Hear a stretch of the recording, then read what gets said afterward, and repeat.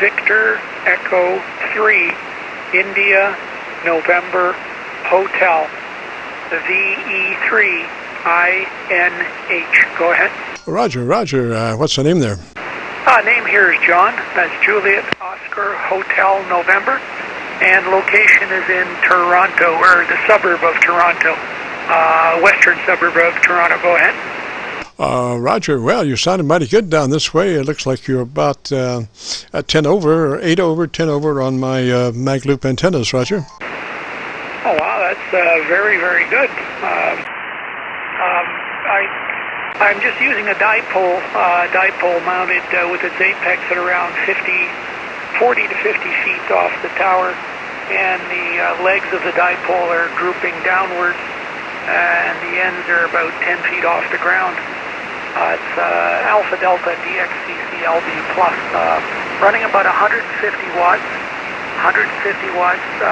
from an ICOM IC781, and using the W2IHY EQ plus and the 8-band graphic equalizer. Go ahead. Roger. Have you got your internal EQ shut down? You're just using your external? That's correct. Are you coming in the front or the back?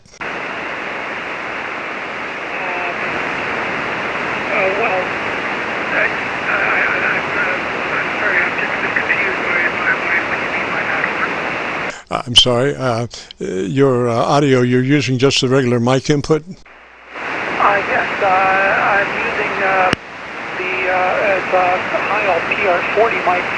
It's going into the back end of the EQ boxes and then back into the radio when this thing is processed. Go ahead. Okay, let me see if I can clarify. You are using your regular mic in, or you're using your high-level input on the back of the radio? Oh, no, I'm using just regular microphone. It's going into the into the two EQ boxes, and the output of the EQ boxes is going into the microphone input on the front of the radio. Go ahead. Roger that. Well, I'm looking at your audio curve, and you could use a little more bottom in there, and we could also add some top in, because you're kind of mid-rangey. What kind of EQ control do you have there? Roger. It's actually two boxes. It's the W2IHY 8-band audio equalizer and noise gate, and also the W2IHY EQ Plus running in series with one another. Go ahead. Do they recommend that? Yes, they do.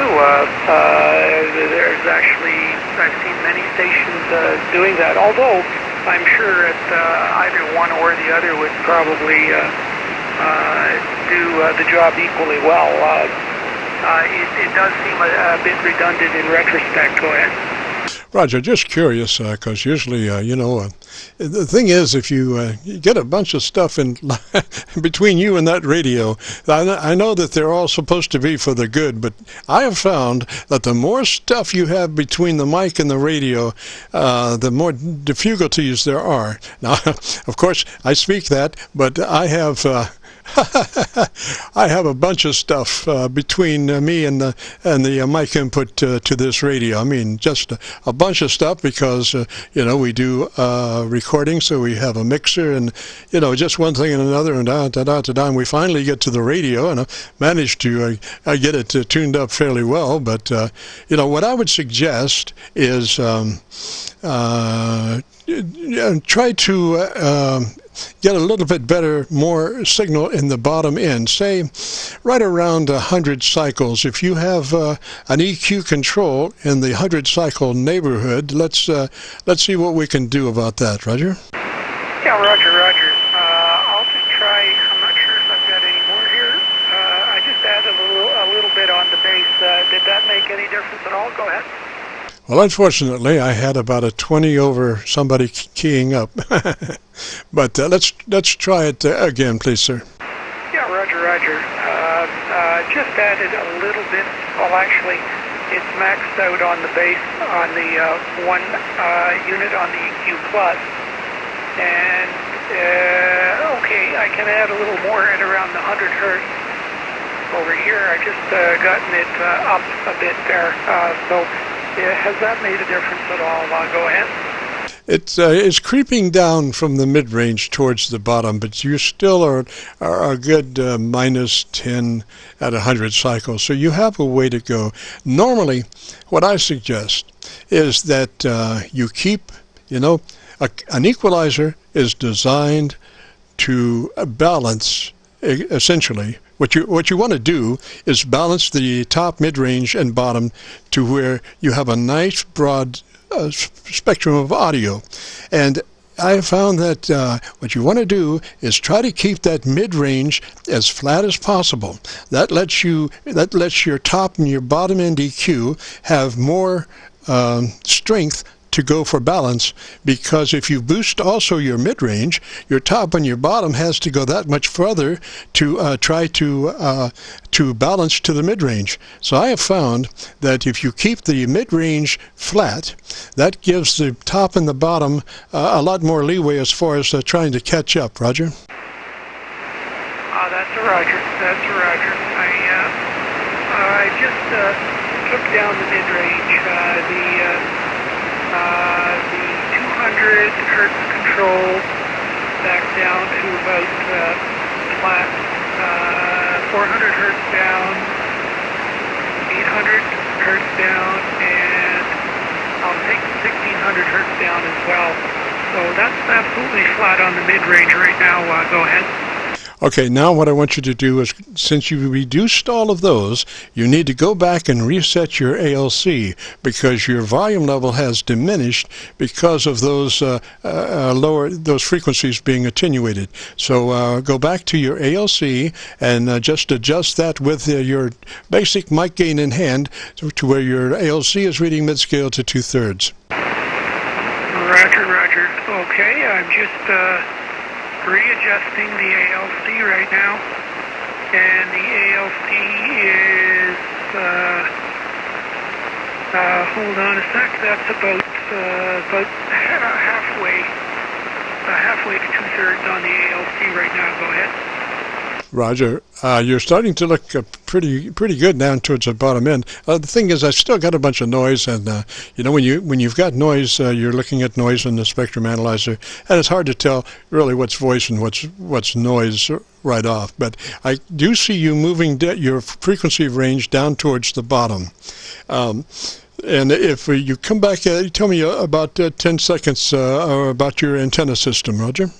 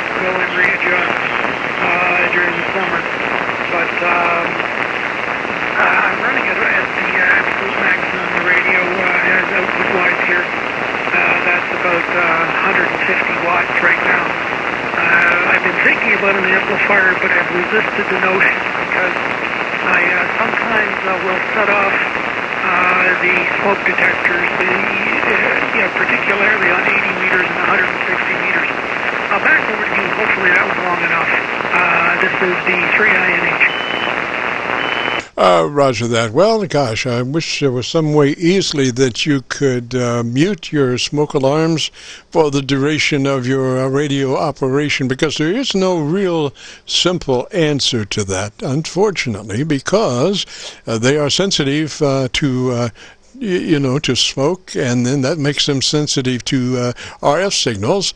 And gosh, even if you had a 35-watt VHF 2-meter radio, that would probably set them off also.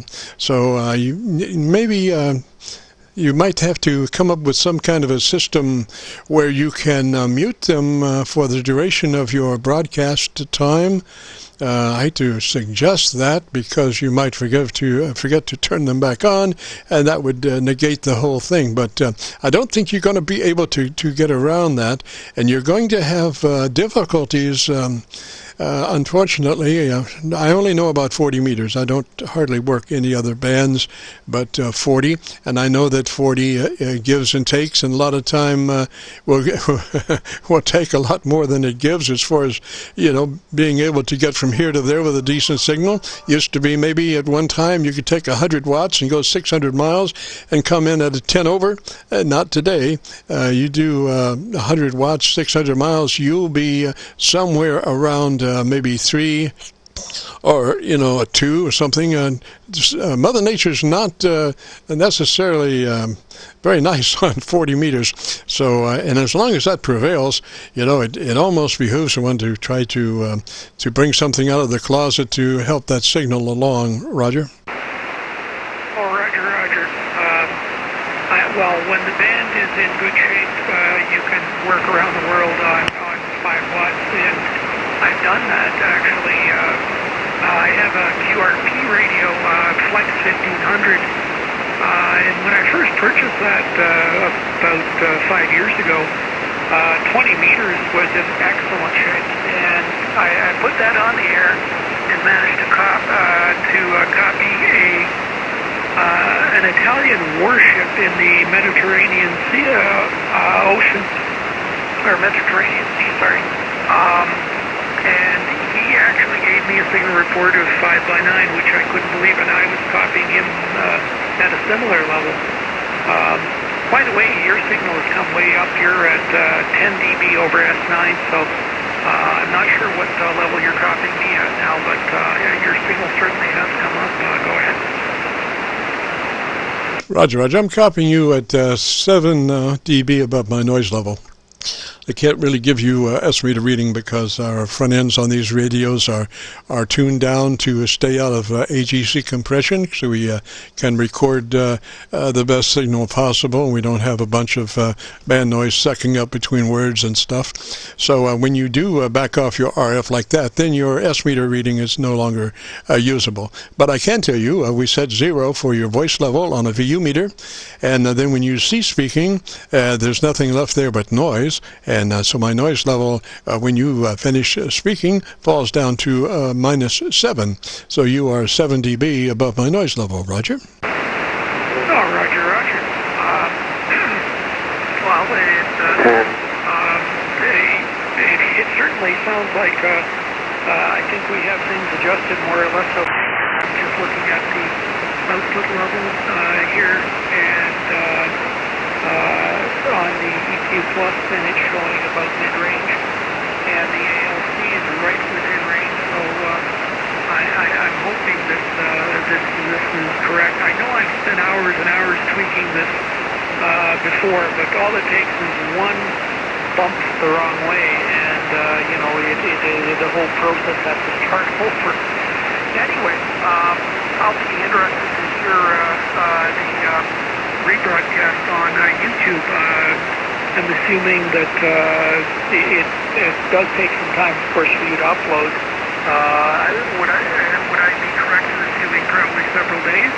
Go ahead. No, we usually have it up before 48 hours. We usually say a couple of days, and we'll have it up. A lot of times it's a lot sooner than that, but on the outside, a couple of days. And we'll have it up. And like I said, I wish we had a better signal, but looking at what there is now mixed with the noise, the curve looks pretty good. Of course, the receiver is fairly flat, so it's going to show flat bandpass noise between 100 and 3K. So even without a human voice in there. But, like I say, I wish we had a better signal. But anyway, we should have this up in a couple of days, and you can go there and and do a call. Go to YouTube and do a call letter search for Kilo Charlie 9 Victor Kilo Victor, and that will take you to our Qso-Vlog page. We currently have 950 some odd Qso-Vlog air checks. You'll be looking for one called My Group Air Check 21420. My Group Air Check 21420. Roger. Okay, Roger. KC9VKV, this is the 3INH. So it'll be I got the number correct, but it was the prefix. It was 21420, but the prefix of that I wasn't sure of. Go ahead. Okay, it's My Group Air Check. My Group, as in party, My Group Air Check. Roger. Okay, Roger. My Group Air Check. My Group Air Check. Just writing this down here. Never have just the road. I'm scrambling for it when I got that down, and I really appreciate you taking the time to help me set this up properly. I get on the air very rarely. I do far more listening than I do talking, but I really do appreciate what you're doing here on 40 meters, and it is extremely helpful. By the way, your name, name here is John, of course. Go ahead. Roger. Name here is Jim, Juliet, India Mike, sometimes known as Dr. VKV in some circles. Roger.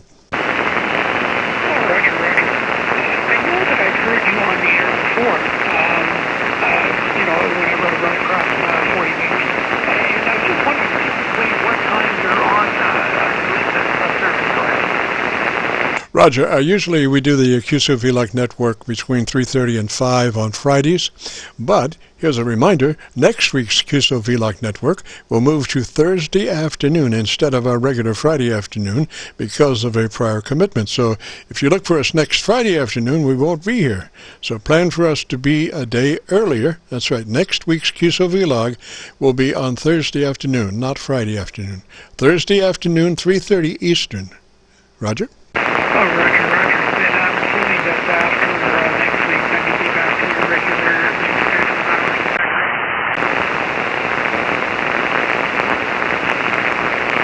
All right, John, I got to run out of here. Impulse Noise is about to catch up with you, Roger. Roger, no problem. All right, just what my last question was,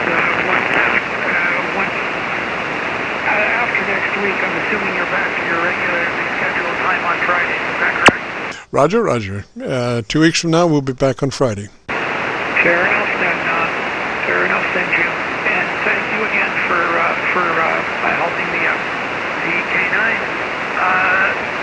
KC9VKV. This is the 3INH signing. 73 for now, Jim. Roger. John 3's up that way, sir. Stay warm. This is KC9VKV, the Qso-Vlog network. If you've got a radio you want to check out, give us a shout.